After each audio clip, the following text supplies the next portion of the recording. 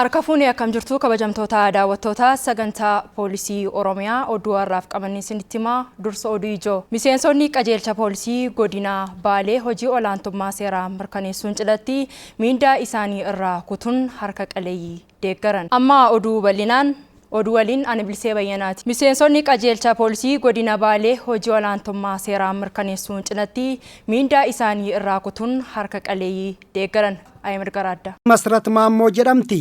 Jiraattu godina Baalee magaalaa Goobbaati. Isaanis waggoota dheeraaf sababa harka qalleeyyii fi nama isaan deeggaru dhabuu irraa kan ka'e bonaa fi ganni bubbee aduu fi bokkaan itti wal jijjiiraa hundumaa danda'anii jiraataa turan. Kana kan hubatan miseensonni istaafii qajeelcha poolisii godina Baalee mindaa ji'aan argatan irraa kutuun mana jireenyaa aadde Masratii ijaaran. Miseensonni poolisii kunniin hojii tajaajila lammummaa lammiin lammiif jedhu bu'uura godhachuun deeggarsa kana kan godhan. Aadde Masrat Maammoos umrii isaanii guutuu kan argan caalaa jireenyi koo kan kana boodaati jedhanii miseensota poolisii isaan deeggaranis galateeffataniiru.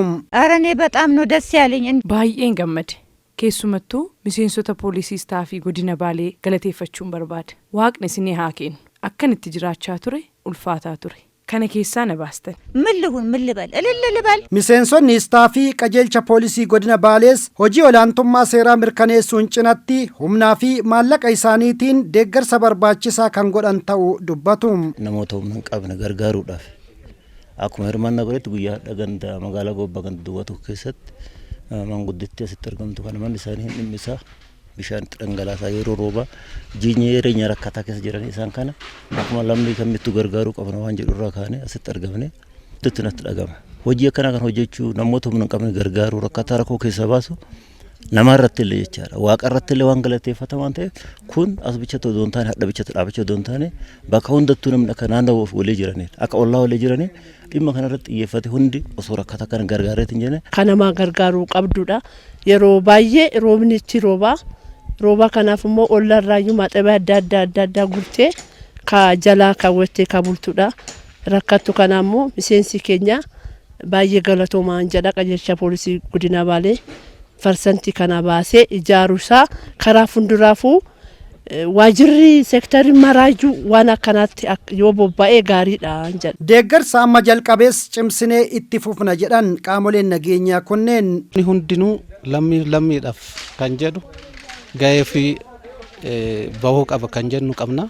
Kanaaf hundinuu hammuma qabu hoo wal gargaare dadhabaa isaa gadi akka kanaatitti waan guddaa gochuu danda'a kan jedhu nurraa kana baruu qaba. Hojii tajaajila lammummaa mootummaan naannoo Oromiyaa hojjetaa jiru galmaan gahuu keessatti qaamoleen nageenyaa gahee isaanii kan baatan ta'us eeraniiru. Manni murtii olaanaa godina Booranaa himatamaa yakka ajjeechaa raawwatee hidhaa cimaan adabuu isaa poolisiin beekse. Gabaasa Magarsaa Gammadaaf Maammar Kadir. Himatamaan Diqqaa Duubaa jedhamu adabamuu kan danda'eef godina Booranaa aanaa Taltalleetti sababa hogganaan hojiitti na deebisuu dide jedhuun haloo qabatee cuupheedhaan morma isaa iddoo garaagaraa irra waraanuun yakka ajjeechaa waan raawwateef to'annoo seeraa jala ooleera. Galmeen ragaa poolisii fi abbaa alangaatiin erga irratti qulqullaa'ee booda mana murtii olaanaa godina Booranaaf dhiyaateera.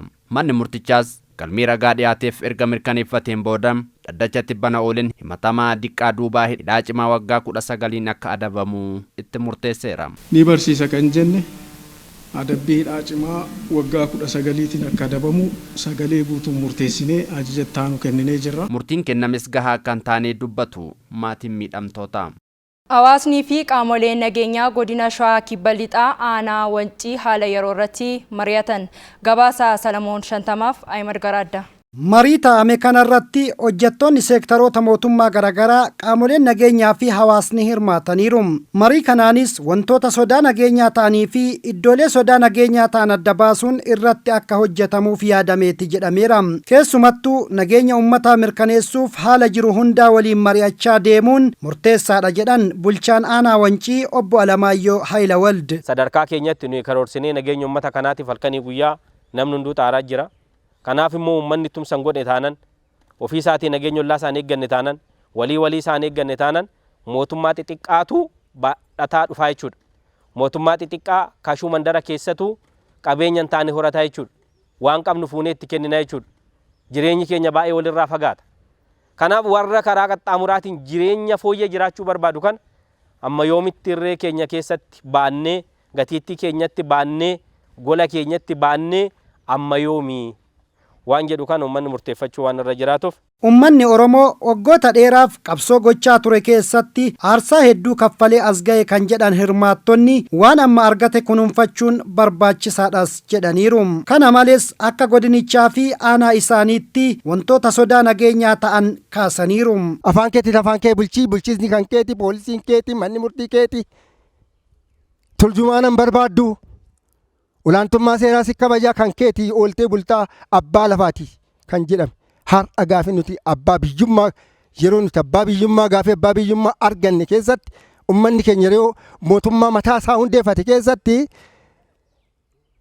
aadaan keenya badaa jira. Akkatti namni boo walii dhaguu dhabame ilmaan liiban sadeen ammayyaa liiban kuttaa'ee liiban walisoo liibanu wal wallaale namni beer beera sabiin as keessatti jiru takka rakkoon isa qunnamne. Uummanni homaa of harkaa hin qabne kun maal gochuu danda'a akka amma inspektar Gizaawun dubbatan waaqayyo maal lugootaa oolle akkamittiin nu bulchitaa bullee immoo akkamittiin nu oolchitaa isa jedhuun alatti waa dubbachuu hin danda'u. Kana afaan nu qabee. Gaafii mana keessaa ka'eefis qajeelcha muummee poolisii Oromiyaatti Daayiriktarri Qondaala Naamusaa Koomaandar Dibaabaa Raggaasaa deebiitti kennaniiru.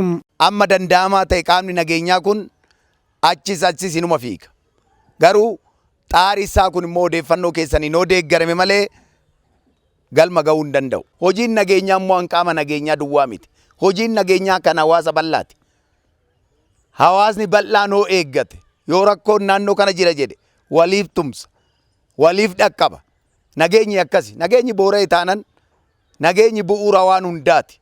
Yoo nageenyi jiraate namni waan hojjete hin dhabu, waan hojjetu hin dhabu. Guddinni biyyaallee nageenya irratti hundaa'a. Biyyi tokko guddina qabdi kan jedhan nageenya ishee yoo mirkaneeffatteedha. Gara fuula duraattis iddoolee yaaddoo nageenyaa ta'an adda baasuun hawaasaa fi qaamoleen nageenyaa qindoominaan irratti hojjechuu akka qabanis dhaamameera. Meeshaaleen daldala seeraan alaa to'annaa jala ooluu isaa godina Shawaa Ba'aatti waajjirri poolisii aanaa Gimbichuu beekse. Gabaasaa Astaaloo Alamuuf Girmaa Magarsaa.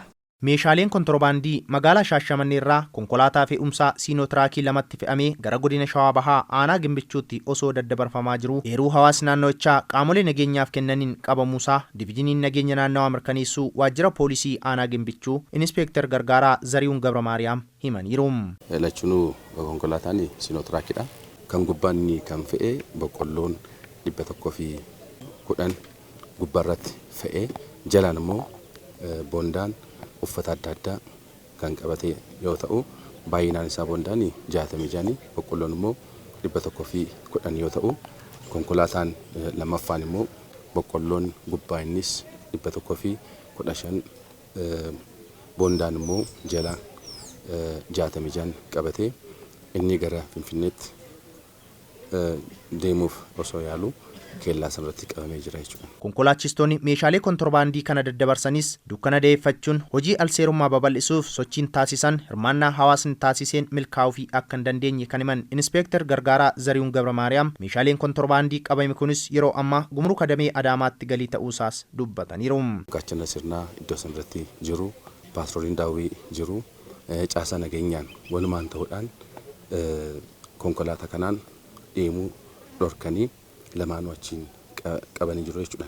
Kanaafuu ammas kana caalaa hojjechuun akka dandeenyu humna nu ta'anii jechuu barbaada. Konkolaachiftonni dhimma kanaan shakkamanis yeroo ammaa kana to'annoo seeraa jala kan jiranii fi galmeen irratti qulqullaa'uunis murtee seeraa akka argataniifis hojiin qorannoo yakkaa hojjetamaa akka jiru diviiziniin qorannaa yakkaa fi murtee haqaa kennisiisuu waajjira poolisii aanaa Gimbichuu Saajiin Olaanaa Bariisoo Damisee himaniiru. Yeroo sanitti hordoffii hawaasaa fi caasaa nageenyaa godheen namni lama to'annoo jala oolee kan jiru yoo ta'u konkolaataa san irrattis tilmaamaan boqqolloo naannoo kuntaala 50 ol 50 haga 60 kan ta'u fe'anii irra keessatti jala isaatitti boondaa kontiroobaandii boondaa 66 walumaa galatti konkolaataa lamaan irratti boondaa 132 fe'anii kan jiran ta'uu isaati. Kanaaf dhimmicha yeroo ammaatitti qorannee qaama aangoo qabu dabarsuudhaaf ragaaf ragaa qindeessuu irratti kan argamnu.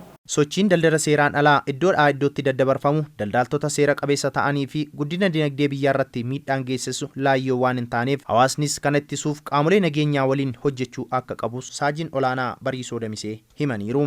Kontirobaandiin miidhaan inni geessisu dinagdee biyyaa irratti tasgabbii magaalaa daldalaa dhoowwa. Daldaltoota seera qabeessa irratti ammoo miidhaa cimaa geessisuu danda'a. Dinagdee biyyaa ammoo akka hin guddanne qacarsuu danda'a.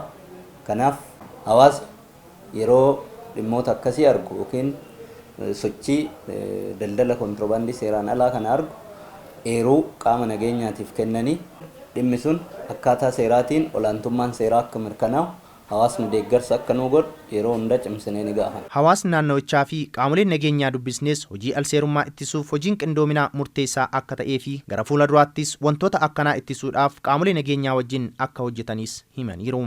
Makiintichi daandira jira shifeertonni mallattanii humna ol kaachaa oduu jiran uummata iyyine cinaa bukkee buune kaanne dhokaasaa isaa dhageenye fuula poolisii wal beekna waan ta'eef hordofnee amma dhuma gahutti wajjin qabnee inda muraadhaan eechisaan juuntadha kanaa yookaan saba keenya fixu kan jennu qabxiidha sirriitti uummata mulu sochoofnee barataa reedu hordofnee silkiidhaan bulchiinni keenyarree motoraan nu hordofee qabnee raawwannee seera irratti bulchine.